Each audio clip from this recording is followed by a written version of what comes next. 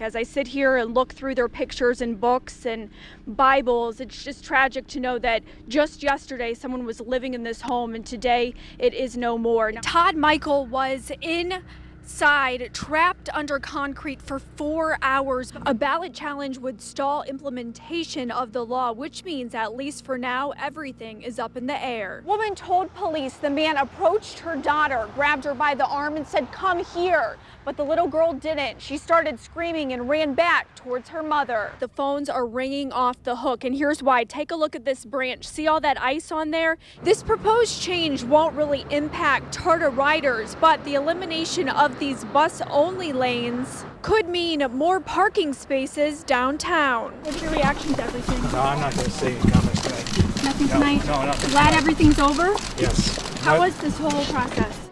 Yeah, let's march to the circle. March.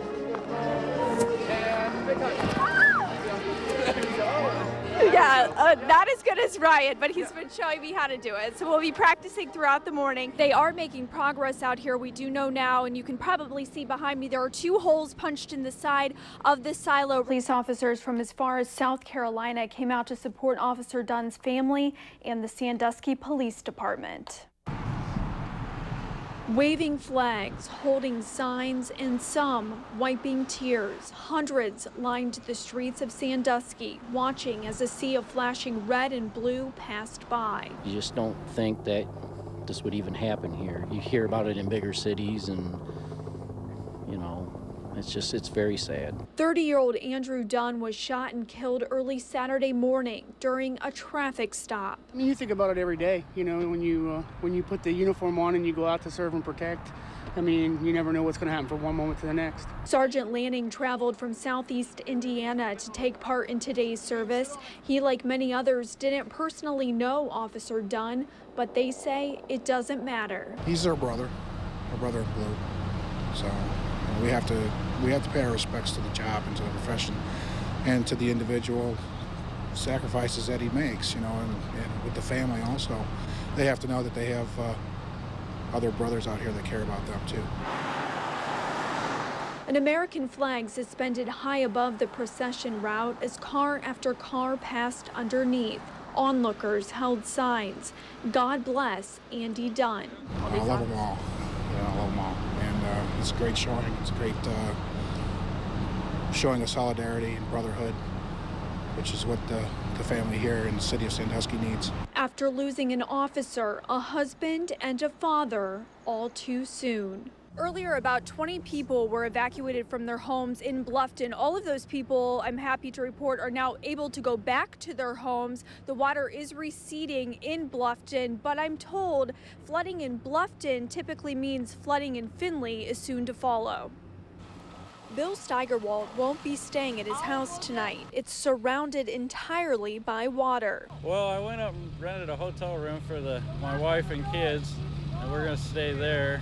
But before he leaves, he goes back inside for one more thing. He, like many others in Bluffton, weren't expecting this. I guess it started coming up late last night, but there was only about 6 or 8 inches in the yard, and then it just came all at once. I mean, within an hour, it came about a foot and a half higher, all in an hour's time, and it's continually rising. Riley Creek overflowed its banks early this morning, forcing the closure of several roadways leading into the village. 75 is closed between Beaver Dam and up here, and then the sign on the interstate says take 235, 230 to 235. It doesn't say which way, so there are semi-trucks doing U-turns on Route 30 because they went west instead of east.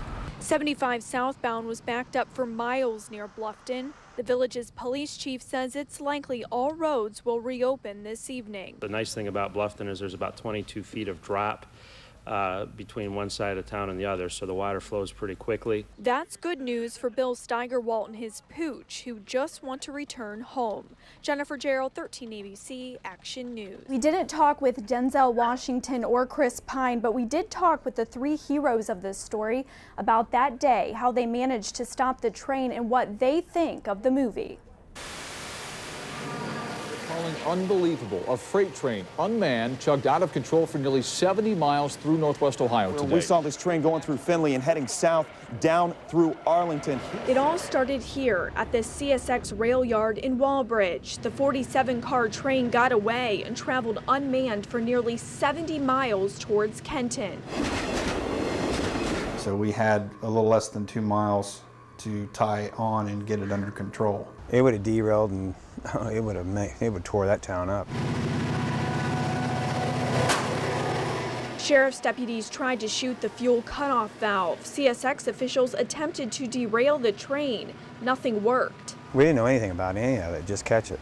Just throw the rule book out the window and catch it. But it was still a struggle because it's pulling in full throttle at the 8888, and then we're in full brake trying to slow it down, so we're in a tug-of-war motion now. And I was able to successfully mount it at about 12 and a half, 13 miles an hour and shut the throttle off. Together, these 3 men stopped the train. It never derailed, no one was hurt.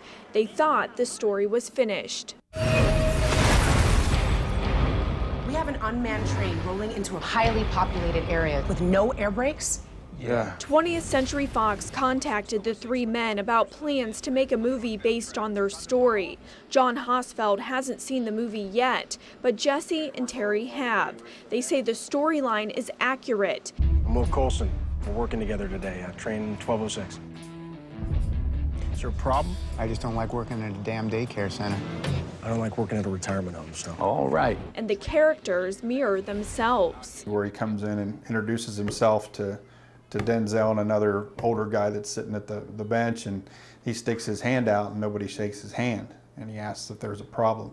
That really happened to me. That was my first day on the railroad. How about you? You married? Got 2 beautiful daughters.